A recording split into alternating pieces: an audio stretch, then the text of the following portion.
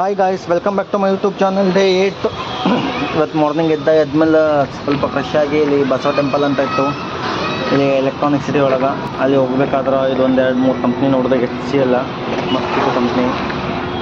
ಇಲ್ಲಿಂದ ಹಾಗೆ ವಾಕ್ ಮಾಡ್ಕೋತ ಸ್ವಲ್ಪ ಝೂಮ್ ಔಟ್ ಮಾಡಿ ಡೈರೆಕ್ಟ್ ಅಲ್ಲಿಂದ ಇನ್ನೊಂದು ಸ್ವಲ್ಪ ವಿಡಿಯೋ ಅದನ್ನ ಮಾಡಿ ಎಲ್ಲ ಫುಲ್ ಕವರ್ ಮಾಡಿದೆ ವಿಡಿಯೋನಾಗ.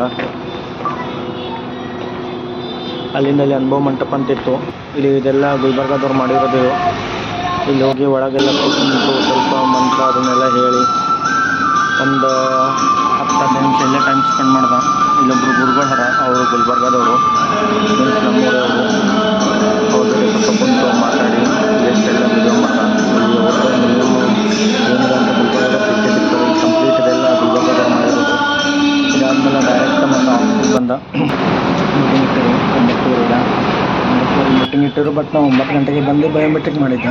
ಅದಾದಮೇಲೆ ಎಲ್ಲ ಮುಗಿಸ್ಕೊಂಡು ಮತ್ತು ರೂಮಿಗೆ ಬಂದು ಟೀ ಕಾಫಿ ಆಯಿತು. ಒಂದು ರೂಮೇಟ್ ತಂದಿದ್ದ. ಅಲ್ಲಿಂದ ಇವತ್ತು ಸ್ವಲ್ಪ ರೂಮೇಟನ್ನು ಪ್ಲ್ಯಾನ್ ಮಾಡಿದ್ವಿ ಇಸ್ಕೊಂಡು ಹೋಗ್ಬೇಕಂತ.